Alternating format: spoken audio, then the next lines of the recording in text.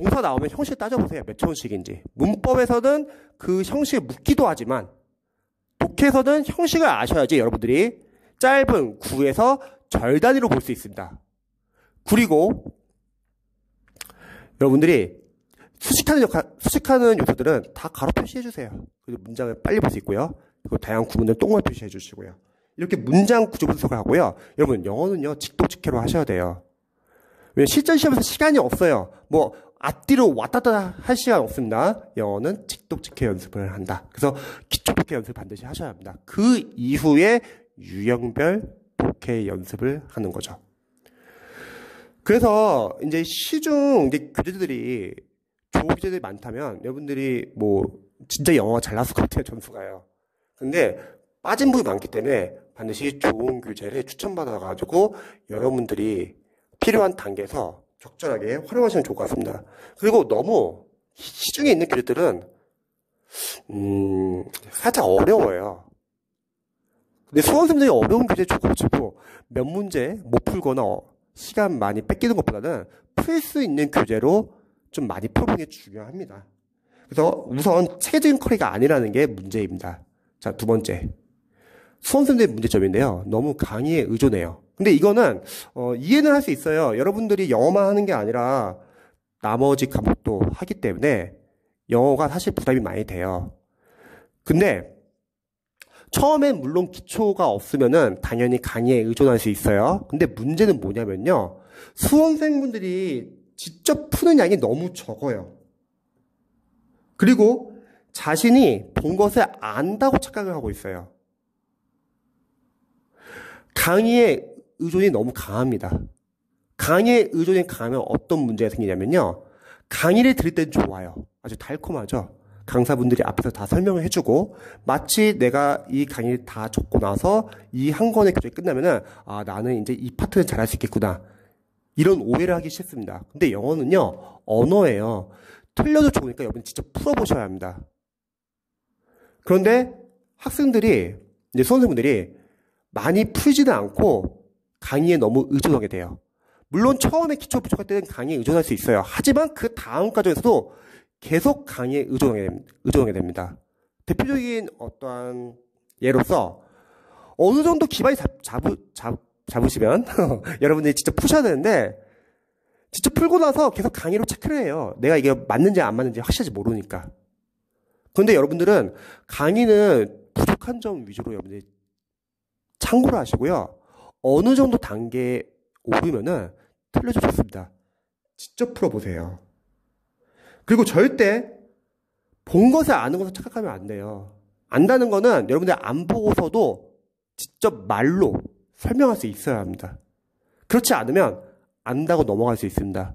근데 영어는 상당히 체계적으로 공부해야 하기 때문에 여러분들이 초반에 기반을 제대로 잡지 못하면은 다음 과정 또 그 다음 과정 넘어가서 그 기반을 못 잡은 거로 인해서 점수가 안 나온 경우가 많습니다. 그래서 강의는 필요할 때는 보지만 어느 정도 단계를 지나고 나서는 직접 풀어보자. 그게 3번하고 또 관련이 있어요.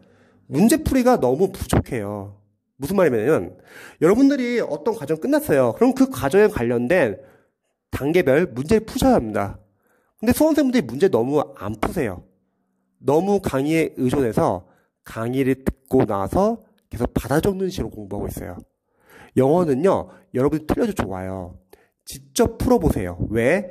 틀려도 좋은 이유는 그 틀린 점을 통해서 여러분의 약점을 체크하고요. 보완할 수 있습니다. 그런데 일반 수험생분들은 그런 과정이 별로 없어요.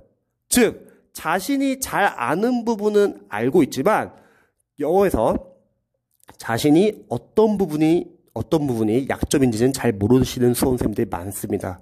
근데 문제는 시험장에 갔을 때 그 약한 부분에서 시험이 나오잖아요. 문제 출제되면 좀 더 떨어지는 거예요. 가끔씩 영어 점수가 한 80점대 나와요. 80점대. 모의고사 보면요. 근데 실제 시험에서 막 70점대 떨어지시는 분들 계시죠. 다 그런 케이스예요. 약점을 체크해야 합니다. 하지만 그 약점 체크하기 위해서는 어쩔 수 없어요. 단계별로 여러분이 직접 푸셔야 돼요. 직접 틀려야 됩니다. 그리고 그걸 보완하셔야 되는 거죠. 그래서 수험생들이 문제풀이는 너무 부족해요. 그리고 너무 강의는 너무 많이 들어요. 솔직하게. 다시 한번 말하지만 강의는 부족하면 들을 수 있다. 하지만 그 과정이 끝나면은 관련된 파트는 직접 풀어보고 틀려봐야 합니다. 그리고 정리하고 보완해야 되죠. 또 4번과 관련이 있습니다. 교재 늘리기. 어떤 수험생들은 A라는 교재를 봤어요. 근데 A라는 교재가 잘 이해가 안 돼.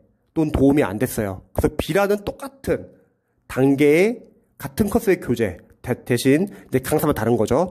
B라는 교재를 봅니다. 그러면 이렇게 되면 뭐가 문제냐면요. 같은 과정, 같은 단계의 같은 컨셉 교재면요. A라는 교재랑 B라는 교재가 둘 다 이제 살기가 쉽지가 않아요. 한 교재를 제대로 보는 게 낫습니다. 물론 처음에 교재를 잘못 선정해서 잘 안 맞으면 바꿀 수 있지만 그게 아니라 교재 활용 방법을 잘 몰라가지고 교재 활용법을 잘 몰라서 교재를 자신의 실력으로 못 만들었으면 다시 또 다른 교재를 늘리는 경향이 있다는 거죠. 강사분들은 수험생들의 양을 줄여주기 위해서 노력하는데 수험생들 반대로 불안하니까 다시 늘리고 있습니다. 그러니까 이 점이 상당히 애매한 것 같아요. 그래서 저는 영어 강사로서는 어휘, 수거, 생활영어, 문법, 구문 독해, 유형별 독해는 각각 풀어야 하는 대표적인 교재들이 정해져 있다고 생각합니다. 그 교재들 위주로 공부하시면 좋을 것 같습니다. 교재 너무 늘리지 마세요. 교재 늘린다고 영어 잘하는 건 아니고 한 교재라도 자신의 실력으로 만드는 것이 중요하다고 생각합니다. 다음에 연도별 기출. 저는 연도별 기출이 너무 중요하다고 생각을 해요. 근데 대다수의 강사분들이 연도별 기출이 없어요. 몇몇 강사분들만 유형별 기출, 연도별 기출 둘 다 있습니다. 근데 연도별 기출이 중요한 이유는 우리는 20문제 시험이라는 거예요. 다른 과목은 단원별, 유형별 기출이 중요해요. 근데 영어는 아니에요. 영어는 우리 뭐 유형별로 나오지 않잖아요. 랜덤으로 나오잖아요. 여러분들 20문제 푸는 연습을 하셔야 합니다. 근데 연도별 기출이 중요한 이유는요. 다른 과목과 마찬가지예요. 계속 반복이 되고 있습니다. 어휘, 수거, 생활영어 다 보기형의 단어와 답이 되는 단어들 계속 반복해서 나오고 있어요. 또 그와 관련된 동의어들이 출제되고 있습니다. 문법 풀고 나서 출제 포인트 적잖아요. 나오는 출제 포인트 위주로 나오고 있어요. 그리고 독해는 당연히 똑같은 질문 안 나오죠. 하지만 여러분들 유형별 접근하는 연습 꾸준히 하시고 구문 독해 할 줄 알고요. 어려운 문장 나왔을 때 문장 구조 분석하고요. 독해형 어휘들 체크하셔가지고 튼튼히 보신 분들은 연도별 기출에 있는 이제 독해 연습을 통해서 여러분들 독해 접근 방법 꾸준히 같이 연습할 수 있고요. 무엇보다도 독해형 어휘들은 계속 반복돼서 나옵니다.